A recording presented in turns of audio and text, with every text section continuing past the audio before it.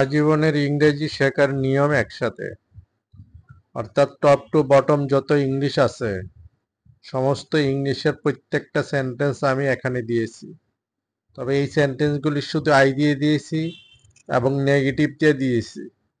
আমি অ্যাফার্মেটিভ দিয়ে এর আগে একটা ভিডিওতে দিয়েছি। আপনারা ওই অ্যাফার্মেটিভটা ওই ভিডিও থেকে দেখে নেবেন, এরপরে পড়ে নেবেন। ওইটা শিখার পরে এই শিখাটা ইজি হবে। তবে ওইটা পরে যদি এইটা পড়েন তাহলে আপনাদের জন্য এটা আরো সহজ হয়ে যাবে। আর এইটা পড়লেও সহজ হয়ে যাবে, তার কারণ হচ্ছে এখানে শুধু নেগেটিভটা অ্যাড আছে। আর একটা জিনিস ইউটিউবে কিন্তু দুইটা জিনিস একসাথে, অর্থাৎ একটা পোস্ট দুইবার করা যায় না। হ্যাঁ, দুইবার করলে স্ট্রাইক পড়বে, অর্থাৎ ইউটিউব থেকে এটা বাধা আসবে। আমাদের জন্য এটা, যারা চ্যানেল চালায় তাদের জন্য এটা বড় সমস্যা। এই জন্য আমি এখানে নেগেটিভে দিয়েছি, আর অ্যাফার্মেটিভ আরেকটা চ্যানেলে দিয়েছি, আরেকটা ভিডিওতে দিয়েছি, আপনারা ওইটা দেখে নেবেন। আর তার আগে আপনারা আমার চ্যানেলটা সাবস্ক্রাইব করবেন কাইন্ডলি। আর ফার্স্ট থেকে লাস্ট পর্যন্ত প্রত্যেকটা সেন্টেন্স পড়বেন। যদি পারেন তাহলে অন্যান্য পার্সন দিয়েও পড়ে নেবেন। আর আমি অবশ্য থার্ড পার্সন সিঙ্গুলার দিয়ে একটা ভিডিও করব, সেইটা থেকেও আপনারা পড়ে নিতে পারবেন। তো ফার্স্ট থেকে লাস্ট পর্যন্ত প্রত্যেকটা সেন্টেন্স যদি আপনারা না পড়েন, কারণ প্রত্যেকটা সেন্টেন্সের উপরে আমার এক একটা শীট আছে। আমি যাদেরকে সিঙ্গেল পড়াই তাদেরকে প্রত্যেকটা সেন্টেন্সের উপরে এক একটা শীট দিয়ে পড়াই। অ্যাফার্মেটিভ, নেগেটিভ, কোশ্চেন, ডোবার, বিভার, ভ্যাববার, এগুলি দিয়ে প্র্যাকটিস, কোশ্চেন প্র্যাকটিস, তারপরে এক্সারসাইজ, অনেক কিছু। আর এই জিনিসটা আমি আপনাদেরকে একটা কন্টেন্টস হিসাবে দিয়েছি। এটা যদি আপনারা ভালোভাবে আয়ত্তে নিতে পারেন তাহলে আপনারা খুব ভালো করতে পারবেন ইংলিশে। আর কাইন্ডলি আমার চ্যানেলটা সাবস্ক্রাইব করবেন, লাইক দিবেন এবং বেল বাটনে ক্লিক করলে আপনারা নতুন নতুন আপডেট পাবেন। আমি এখানে পার্সনগুলি আই দিয়ে দিয়েছি, আর নেগেটিভটা মানে ব্ল্যাক কালারে রেখেছি। তারপরে বার্বটা যেটা, এটা হচ্ছে রেড কালারের করেছি। তারপরে যেটা আছে ওইটা হচ্ছে এক্সটেনশন, অবজেক্টিভ। এখন আপনারা কিভাবে পড়বেন আমি আপনাদেরকে দেখাই দেই, কিভাবে আপনারা প্র্যাকটিস করবেন। যেমন মনে করেন যে I don't go to the office, আমি অফিসে যাই না। এটাকে 10 বার করে পড়ে নেবেন। I don't go to the office, আমি অফিসে যাই না। I don't go to the office, আমি অফিসে যাই না। I don't go to the office, আমি অফিসে যাই না। I don't go to the office, আমি অফিসে যাই না। I didn't go to the office, আমি অফিসে যাই নাই। I didn't go to the office, আমি অফিসে যাই নাই।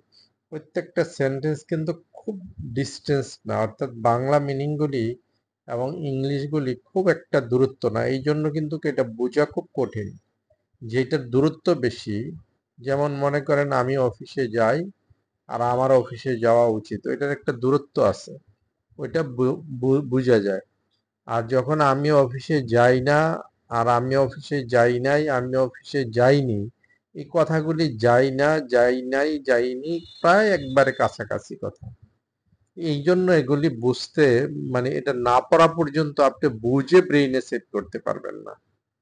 হ্যাঁ, বুঝে যদি ব্রেইনে সেট করতে যান তাহলে এটা ব্রেইনেও থাকবে না, আর এটা আপনার শিক্ষা হবে না। আর এই লেসনগুলি যদি আপনার ব্রেইনে থাকে, আপনি যেই কোনো লেসন ইংলিশে কথা বলতে পারবেন। তবে শুধু বার্বটা চেঞ্জ হবে, গো এর জায়গায় কাম হবে, টেক হবে, ব্রিং হবে, গেট হবে, হ্যাঁ, আদার্স কোনো বোকা ভার্ব হবে। তো আমি শুধু গো দিয়ে দিয়েছি, আর অন্য কোনো পার্সন দিয়ে একসাথে দেওয়া যায় না, এই জন্য। আর আপনারা একসাথে বড় ভিডিও করতে চান না, হ্যাঁ, এই জন্য আমি খুব একটা বড় করি নাই। কিভাবে পড়বেন আমি দেখাই দিচ্ছি।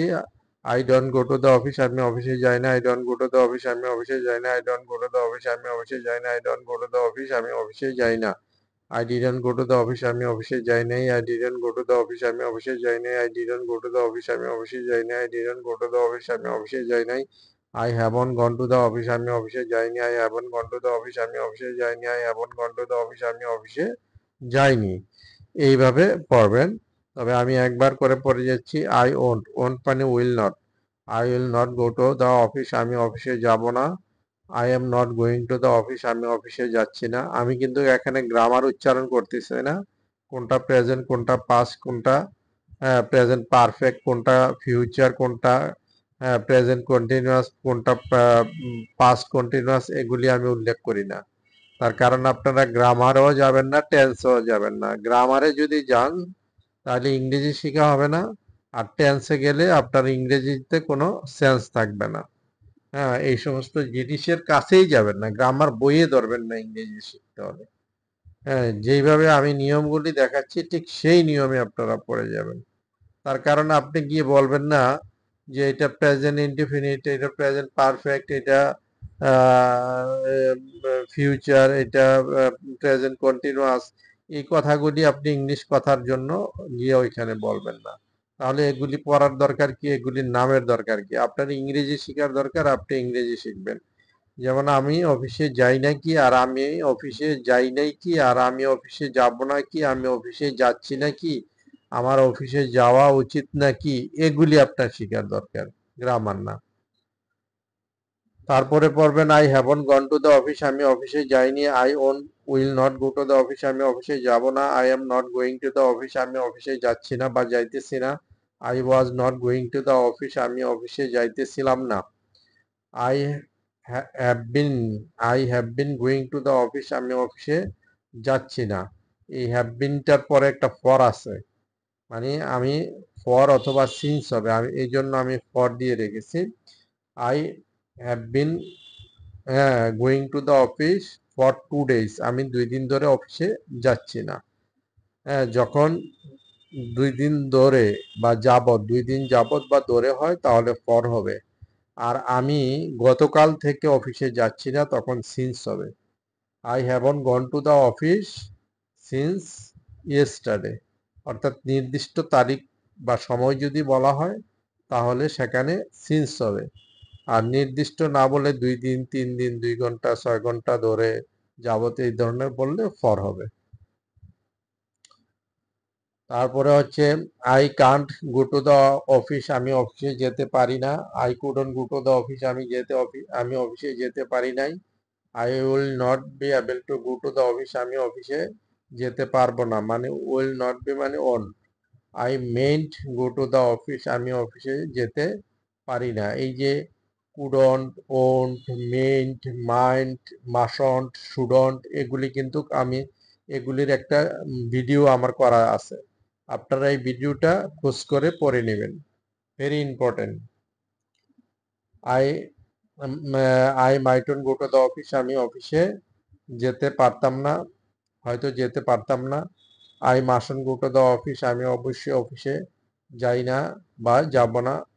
I mustn't go to the office, আমি অবশ্যই অফিসে যাব না, একটা যাই না আর একটা যাব না, একই কথা, মানে বাংলাটা দুই ইংলিশটা এক। I mustn't have gone to the office, আমি অবশ্যই অফিসে যাইনি। I shouldn't go to the office, আমার অফিসে যাওয়া উচিত না। I shouldn't have gone to the office, আমার অফিসে যাওয়া উচিত ছিল না। I haven't I haven't to go to the office, আমাকে অফিসে যেতে হবে না। I hadn't to go to the office, আমাকে অফিসে যেতে হয় নাই। I am not I am not to go to the office, আমাকে অফিসে যেতে হয় না। I wasn't to go to the office, আমাকে অফিসে যেতে হয় নাই। I am not suppose to go to the office, আমার অফিসে যাওয়ার কথা না। I was not suppose to go to the office, আমার অফিসে যাওয়ার কথা ছিল না। I use not to go to the office, আমি আগে অফিসে যেতাম না। ইউজড মানে আগে আমি এই কাজটা ব্যবহার করতাম না। আমরা বলি না পুরানো দিনের কথা, যে আগে আমি ফুটবল খেলতাম, হ্যাঁ আগে আমি মাছ ধরতাম না, এই ধরনের তাম মার্কা কথা যদি হয়, আগে করতাম কিন্তু এখন করি না, এই ধরনের কথা হলে আমাদের ইউজ টু বসে। I used not to go to the office, আমি আগে অফিসে যেতাম না। I wouldn't go to the office, আমি অফিসে যেতাম না। If I were X Y, I wouldn't go to the office, আমি যদি এক্স ওয়াই হতাম তাহলে আমি অফিসে যেতাম না। বা if I were the chairman I wouldn't go to the office, আমি যদি চেয়ারম্যান হতাম তাহলে অফিসে যেতাম না। If I had X Y I wouldn't go to the office, আমার যদি এক্স ওয়াই থাকতো তাহলে আমি অফিসে যেতাম না। Means if I had had lots of money I wouldn't go to the office, আমার যদি প্রচুর টাকা থাকতো তাহলে আমি অফিসে যেতাম না। হ্যাঁ, একটা হচ্ছে থাকতো, আরেকটা হচ্ছে হতাম।